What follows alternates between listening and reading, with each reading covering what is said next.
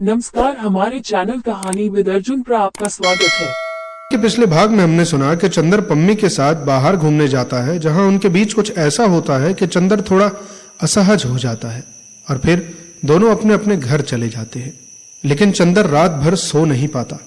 वह सुबह होते ही पहले सुधा के पास जाता है और वहां उसे सुधा की बातें सुन के थोड़ा सामान्य महसूस होता है और फिर वह यूनिवर्सिटी के लिए निकल जाता है। अब आगे सचमुच 1.5 महीने तक चंदर को होश नहीं रहा कि कहां क्या हो रहा है।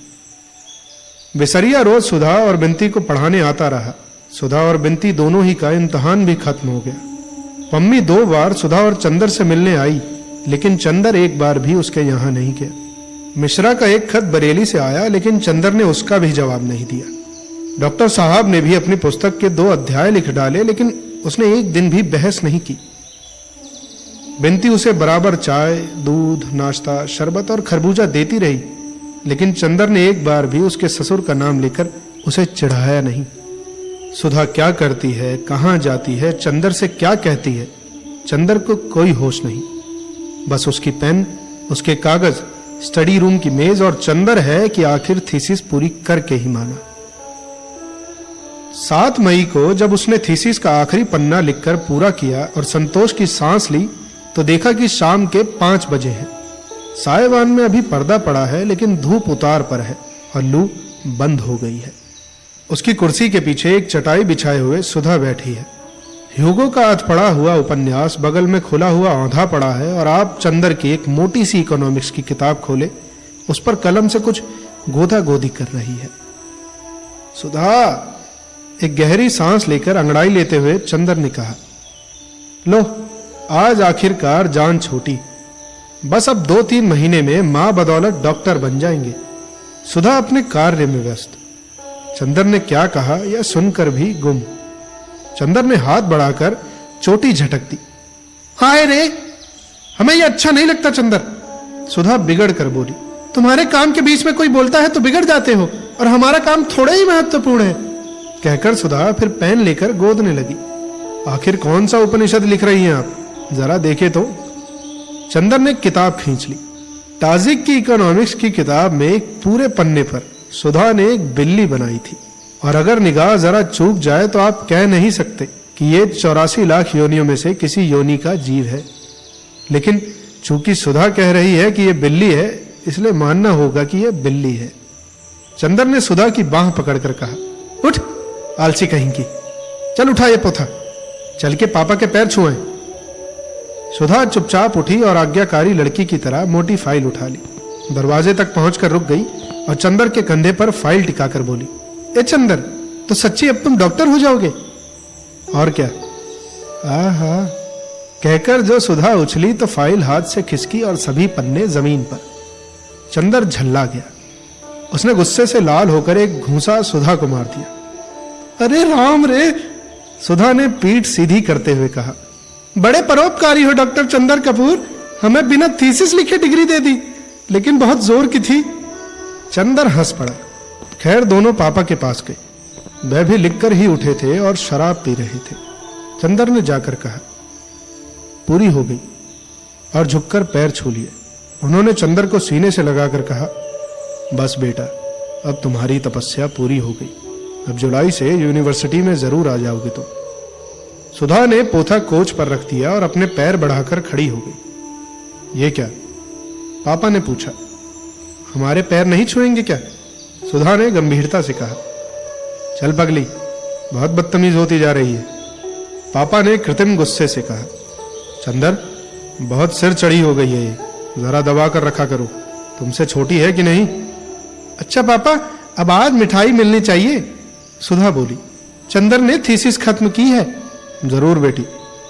डॉक्टर शुक्ला ने जेब से 10 का नोट निकालकर दे दिया। जाओ, मिठाई मंगवाकर खाओ तुम लोग। सुधा हाथ में नोट लिए उछलते हुए स्टडी रूम में आई, पीछे पीछे चंदर। सुधा रुक गई और अपने मन में हिसाब लगाते हुए बोली, 10 रुपए पौंड ऊन, 1 पौंड में 8 लच्छी, 6 लच्छी में एक शाल, बाकी बची 2 लच्छी, 2 लच्छी में एक स्वेटर, बस एक बिंती का स्वेटर और एक हमारा शाल। चंदर का माथा ठनका। अब मिठाई की उम्मीद नहीं, फिर भी कोशिश करनी चाहिए। सुधा, अभी से शॉल का क्या करोगी? अभी तो बहुत गर्मी है। चंदर बोला, अब की जाड़े में तुम्हारा ब्याह होगा तो आखिर हम लोग नई नई चीज का इंतजाम न करें? अब डॉक्टर हुए तो डॉक्टरानी तो आएगी ना। सुधा बोली। खैर, बहुत मनाने बहलाने फुसलाने पर सुधा मिठाई मंगवाने को राजी हुई। जब नौकर मिठाई लेने चला गया तो चंदर ने चारों ओर देखकर पूछा, बिंती कहां गई? उसे भी बुलाओ, अकेले अकेले खा लोगी क्या? मैं पढ़ रही है मास्टर साहब से। क्यों, इम्तिहान तो खत्म हो गया, अब क्या पढ़ रही है? चंदर ने पूछा। विदुषी का दूसरा खंड तो दे रही है ना सितंबर में। सुधा बोली। अच्छा, बिसरिया को भी बुला लो। अच्छा, मिठाई तो आने दो, सुधा ने कहा और फाइल की ओर देख कर कहा, मुझे इस कमबख्त पर बहुत गुस्सा आ रहा है। क्यों? इसकी वजह से तुम 1.5 महीने सीधे से बोले तक नहीं। इम्तिहान वाले दिन सुबह सुबह तुम्हें हाथ जोड़ने आई तो तुमने सिर पर हाथ भी नहीं रखा। सुधा ने शिकायत के स्वर में कहा। तो अब आशीर्वाद दे दे, अब तो खत्म हुई थीसिस, अब जितना चाहो बात कर लो। थीसिस न लिखते तो फिर तुम्हारे चंदर को उपाधि कहां से मिलती?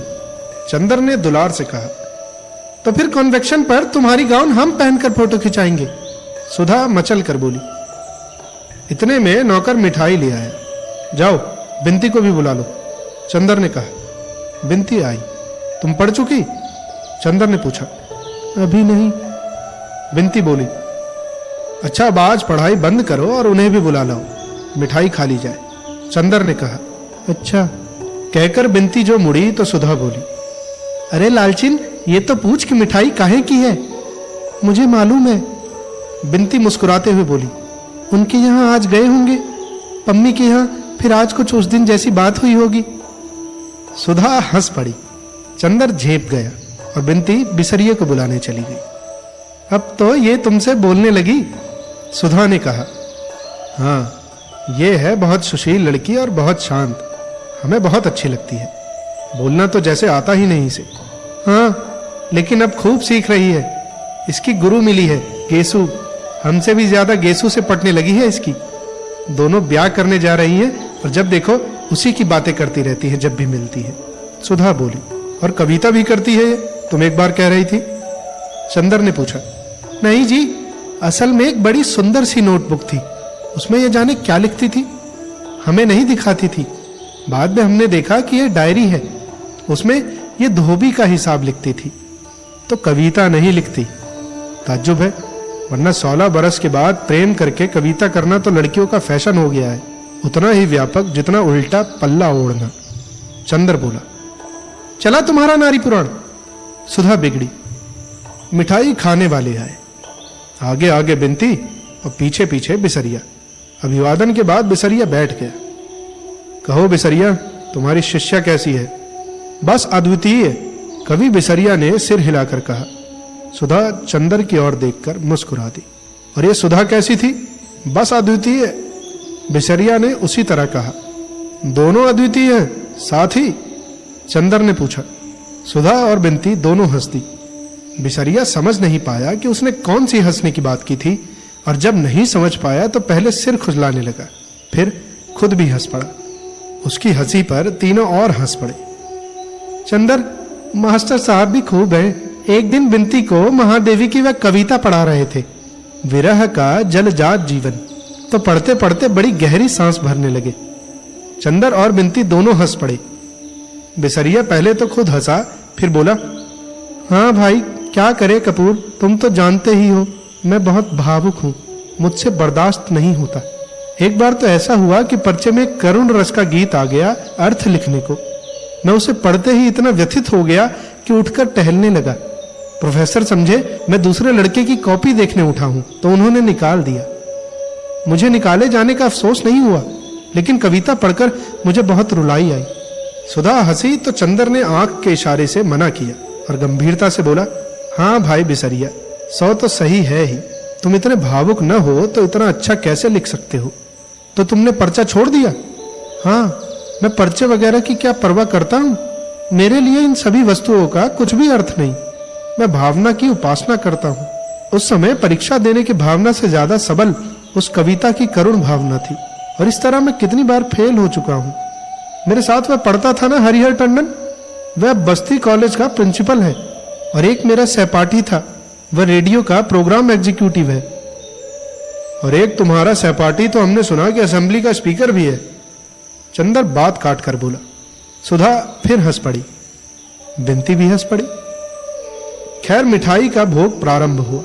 बिसरिया कुछ तकल्लुफ कर रहा था तो बिंती बोली, खाइए, मिठाई तो विरह रोग और भावुकता में बहुत स्वास्थ्यप्रद होती है। अच्छा, अब तो बिंती का कंठ फूट निकला, अपने गुरुजी को बना रही है, चंदर बोला। बिसरिया थोड़ी देर बाद चला गया। अब मुझे एक पार्टी में जाना है, उसने कहा।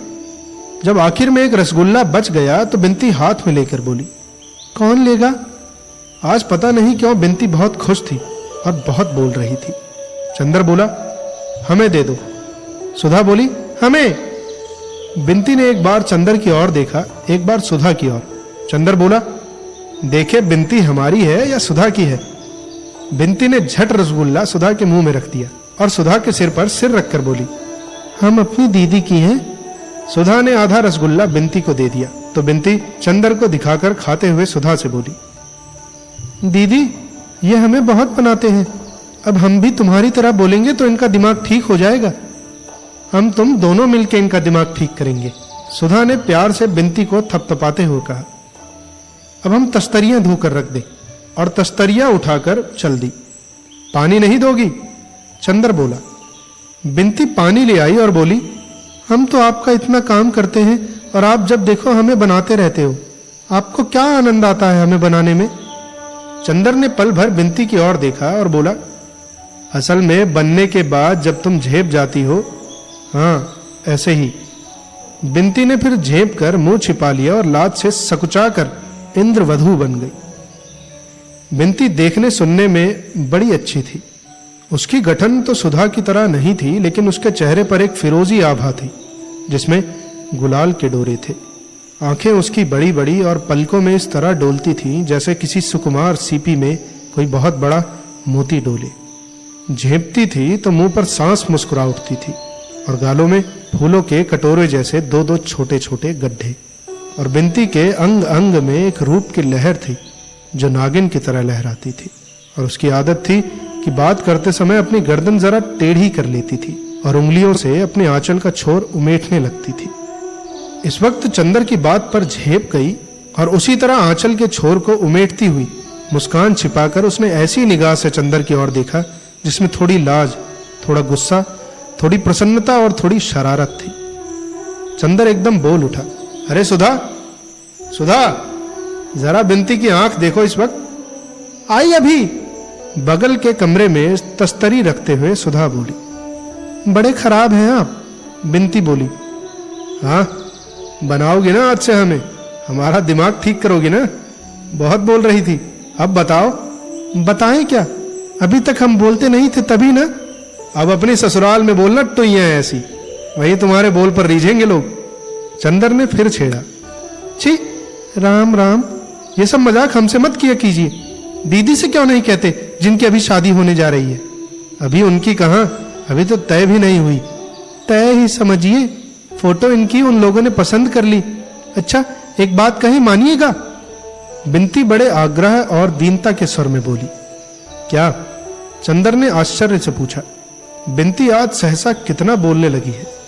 बिंती नीचे जमीन की ओर देखते हुए बोली, आप हमसे ब्याह के बारे में मजाक न किया कीजिए, हमें अच्छा नहीं लगता। ओहो, ब्याह अच्छा लगता है लेकिन उसके बारे में मजाक नहीं। गुड़ खाया गुलगुले से परहेज। हाँ यही तो बात है। बिंती सहसा गंभीर हो गई। आप समझते होंगे कि मैं ब्याह के लिए उत्सुक हूं, दीदी भी समझती हैं, लेकिन मेरा ही दिल जानता है कि ब्याह की बात सुनकर मुझे कैसा लगने लगता है। लेकिन फिर भी मैंने ब्याह करने से इनकार नहीं किया। खुद दौड़ दौड़ कर उस दिन दुबे जी की सेवा में लगी रही, इसलिए कि आप देख चुके हैं कि माँ का व्यवहार मुझसे कैसा है। आप यहाँ इस परिवार को देखकर समझ नहीं सकते कि मैं वहाँ कैसे रहती हूँ, कैसे माँ जी की बातें बर्दाश्त करती हूँ। वह नरक है मेरे लिए, माँ की गोद नरक है और मैं किसी तरह निकल भागना चाहती हूँ। कुछ चैन तो मिलेगा। बिंती की आंखों में आंसू आ गए और सिसकती हुई बोली, लेकिन आप या दीदी जी जब ये कहते हैं तो मुझे लगता है कि मैं कितनी नीच हूँ, कितनी पतित हूँ कि खुद अपने ब्याह के लिए व्याकुल हूँ। लेकिन आप न कहा करे तो अच्छा है। बिंती को आंसुओं का तार बंध गया था। सुधा बगल के कमरे से सब कुछ सुन रही थी। आई और चंदर से बोली, बहुत बुरी बात है चंदर। बिंती क्यों रो रही हो रानी? बुआ का स्वभाव ही ऐसा है, उससे हमेशा अपना दिल दुखाने से क्या लाभ? और पास जाकर उसको छाती से लगाकर सुधा बोली, मेरी राज दुलारी, अब रोना मत है। अच्छा, हम लोग कभी मजाक नहीं करेंगे, बस अब चुप हो जाओ रानी बिटिया की तरह। जाओ मुंह धोआओ। बिंती चली गई। चंदर लज्जित सा बैठा था। लो, अब तुम्हें भी रुलाई आ रही है क्या? सुधा ने बहुत दुलार से कहा, तुम उससे ससुराल का मजाक मत किया करो, वह बहुत दुखी है और बहुत कदर करती है तुम्हारी। और किसी की मजाक की बात और है, हम या तुम कहते हैं तो उसे लग जाता है। अच्छा, वो कह रही थी तुम्हारी फोटो उन लोगों ने पसंद कर ली है। चंदर ने बात बदलने के ख्याल से कहा, और क्या कोई हमारी शक्ल तुम्हारी तरह है कि लोग नापसंद कर दे? सुधा अकड़ कर बोली, नहीं, सच सच बताओ। अरे जी, लापरवाही से मुंह बिचकाकर सुधा बोली, उनके पसंद करने से क्या होता है? मैं ब्याह हुआ नहीं करूंगी। तुम इस फेर में न रहना कि हमें निकाल दोगे यहां से। इतने में बिंती आ गई। वह भी उदास थी। सुधा उठी और बिंती को पकड़ लाई और ढकेल कर चंदर के बगल में बिठा दिया। लो चंदर, अब इसे दुलार कर लो तो अभी गुरगुराने लगे, बिल्ली कहीं की। सुधा ने उसे हल्की सी चपत मारकर कहा। बिंती का मुंह अपनी हथेलियों में लेकर अपने मुंह के पास लाकर आंखों में आंखें डालकर कहा, पगली कहीं की, आंसू का खजाना लुटाती फिरती है। चंदर, चंदर! डॉक्टर शुक्ला ने पुकारा और चंदर उठकर चला गया। अब आगे की कहानी सुनने के लिए बने रहिए हमारे चैनल और कमेंट कीजिए उन किताबों के नाम जो आप सुनना चाहते हैं। मिलते हैं आपसे अगले भाग में।